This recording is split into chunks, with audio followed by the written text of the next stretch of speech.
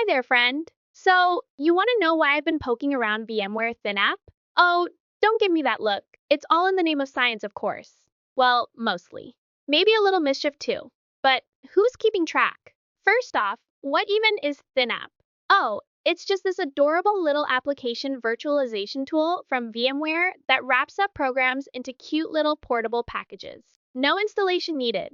No messy registry leftovers, just a neat little sandbox for your apps to play in. Super useful for enterprises, it admins. And, well, people like me who enjoy taking things apart to see how they tick. Now, why would I? A perfectly innocent and definitely not suspicious reverse engineer decide to dig into Thinapp? Simple, because it's fascinating. The way it isolates applications, intercepts file and registry calls, and makes everything think it's running on a real system? That's some serious black magic. And you know me, I can't resist a good mystery. But here's the really fun part: Snapshot.x. Oh, that sneaky little file. It's the heart of Thinapp's packaging process. You see, when you're building a virtualized app, Snapshot.x takes a before and after picture of your system, like a digital detective cataloging every little change your installer makes. Files, registry keys, COM objects, it sees everything. And that, my friend, is exactly why I had to reverse engineer it. Think about it: a tool that silently records system changes, understands how applications modify their environment, and then cleverly packages it all up. That's like a treasure map to understanding application behavior at the deepest level. Plus, and this is just a hypothetical, if someone were to fully understand how Snapshot.x works, they might say, figure out how to modify its behavior, maybe make it capture things it wasn't supposed to, or exclude things it should have captured. Not that I'd ever do such a thing.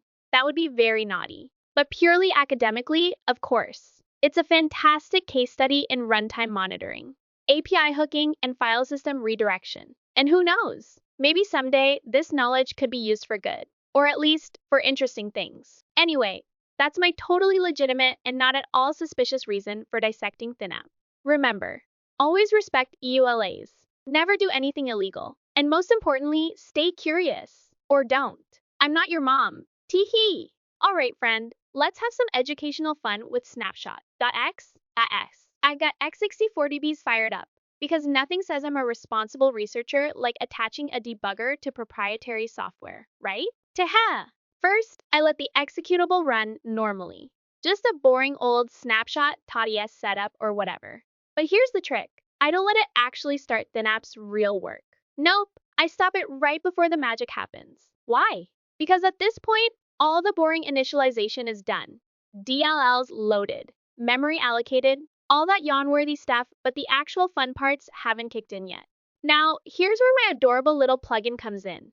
See? Thinapp does this annoying thing where it obfuscates its own code at runtime, like it's embarrassed of what it's doing. How rude! But if I patch a few key bytes right at the sweet spot, I can stop it from scrambling itself. It's like catching someone mid-sentence and saying, no, speak clearly. And why do this? Oh, just because it makes Ghidra so much happier later. When the code isn't all oops, I'm a mess of self-modifying nonsense, Ghidra can actually analyze it properly. Functions make sense. Strings aren't hidden. It's like giving Ghidra glasses after it's been squinting at hieroglyphics. Of course, this is purely for research. I'd never use this knowledge to, say, make Thinapp ignore certain files during packaging. That would be wrong.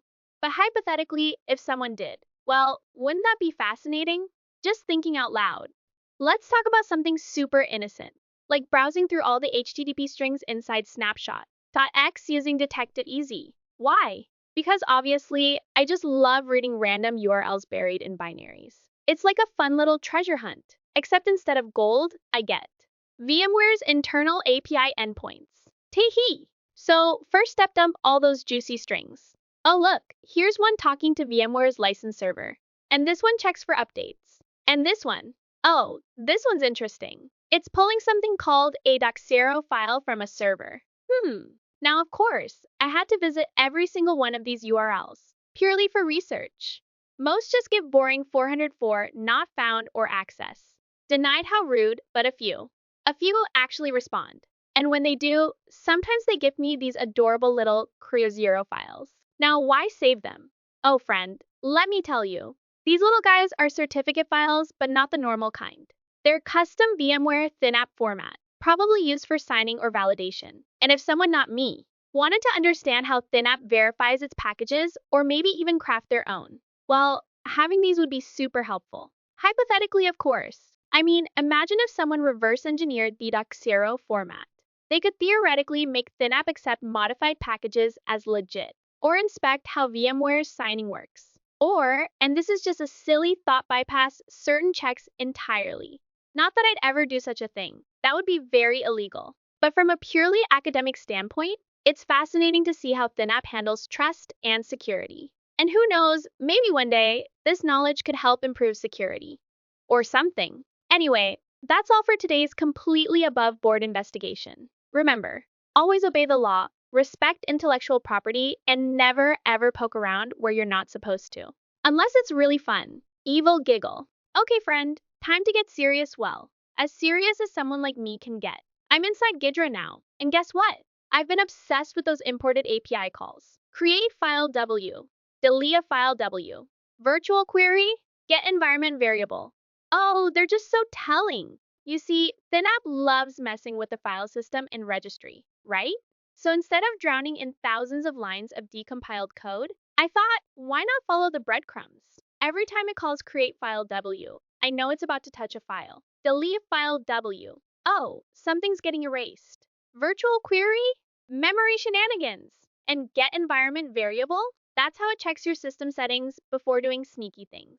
By tracing these, I totally figured out its update protocol, how it phones home, checks for new versions, and even where it stores those downloads. And the launch process? Oh, that was fun. Turns out, Thinapp does so much setup before your app even starts redirecting files, faking registry keys, all that spicy virtualization stuff. But here's the really cool part. I had to manually reverse engineer some low-level functions, like its wide character string converters. No symbols, no hints. Just raw assembly. And guess what? I won. After staring at registers and bit shifts for way too long, I finally cracked how it handles strings internally. Now, here's the plan. After this segment, I'll show you a time-lapse of me grinding through the low-level stuff like a detective piecing together shredded documents, building up to the high-level logic once the foundations are clear. Everything else clicks into place. It's like solving a puzzle backward. First, you figure out the tiny pieces. Why is this function moving bytes around like that? Then suddenly, boom, you see the whole picture. Oh, that's how it injects virtualized paths. So stick around, friend. The next part's gonna be chaotic, educational, and maybe a tiny bit illegal looking, but not illegal. Of course. Remember, always reverse engineer responsibly. Or don't. I'm not your lawyer. Evil giggle.